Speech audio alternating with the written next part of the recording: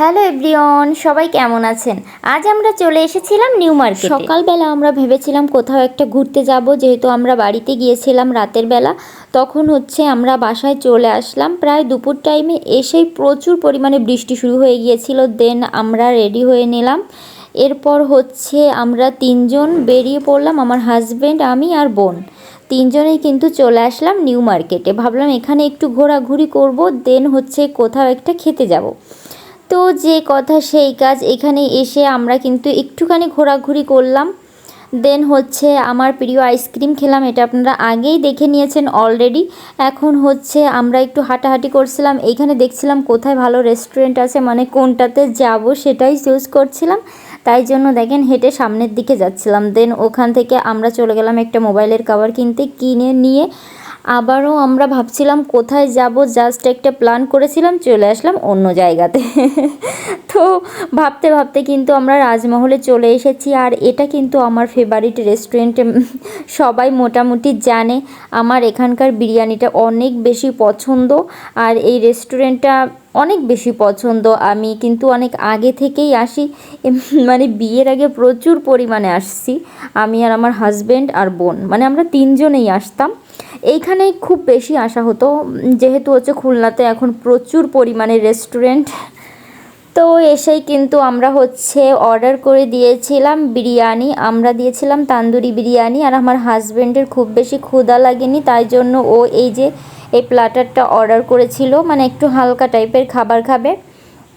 তো এখন কিন্তু আমরা ফার্স্টে ঠান্ডাও নিয়ে নিয়েছিলাম, কারণ খাবারটা আসতে যেহেতু একটু লেট হবে, তার জন্য আমরা ঠান্ডা খাচ্ছিলাম। কিন্তু আমার হাজব্যান্ডের যে খাবারটা অর্ডার করেছিল ওটা অনেক তাড়াতাড়ি চলে এসেছিল, যার কারণে সে কিন্তু বসেছিল, খাবার খায়নি। আমাদের খাবারটা এখনও দেয়নি, যার কারণে সে খেতে পারছে না।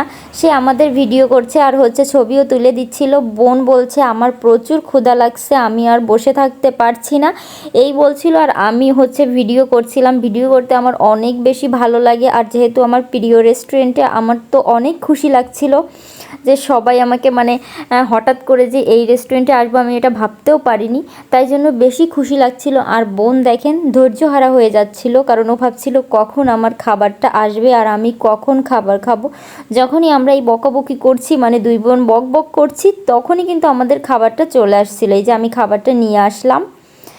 তো দেখেন দেখতে কিন্তু অনেক সুন্দর ছিল। আর আমার বরাবরই বললাম যে এখানকার খাবার আমার অনেক বেশি ভালো লাগে। তো এই যে তান্দুরি বিরিয়ানিটা নিয়েছিলাম আজ।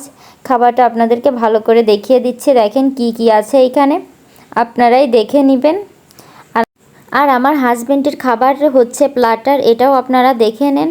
আমার কিন্তু সব জায়গাতে গেলেই আগে আমি বিরিয়ানিটা খুঁজি, কারণ প্ল্যাটারের থেকে বিরিয়ানি খেতে আমি অনেক বেশি পছন্দ করি।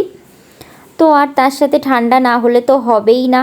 এবার দুই বোন আরেকটু ভিডিও করে নিচ্ছিলাম। ভিডিও করতে করতে খাবার ঠান্ডা হয়ে যায়, তারপরও আমার ভিডিও করা শেষ হয় না। এরকম একটা ব্যাপার সব সময় হয়, তবে ভিডিও করতেই হবে। আমি রেস্টুরেন্টে গেলে সব থেকে বেশি মনে হয় ভিডিও করি, আমার এত বেশি ভালো লাগে পরে ভিডিওগুলো দেখতে। এই যে এখন কিন্তু ভিডিও প্রায় শেষ। অনেকগুলো ছবিও তুলে নিয়েছিলাম, আমার হাজব্যান্ড কিন্তু আমাদেরকে অনেকগুলো ছবিও তুলে দিয়েছিল। তো বোনের যেহেতু ক্ষুধা লেগেছিল, ও খাওয়া স্টার্ট করেছে, দেখেন এখনই কিন্তু ও খাচ্ছিল। আর আমি তো খাওয়ার জন্য এই যে রেডি হচ্ছিলাম। খাবারটা সত্যি অনেক মজার, বরাবরই আমার ভালো লাগে, আগেও যেমন ছিল এখনও অনেক মজার। তো খাবার খাওয়া শেষ হলেই বোনকে বলেছিলাম আমাকে একটু ভিডিও করে দিতে। তো এই যে এখন কিন্তু আমরা বের হয়ে যাব।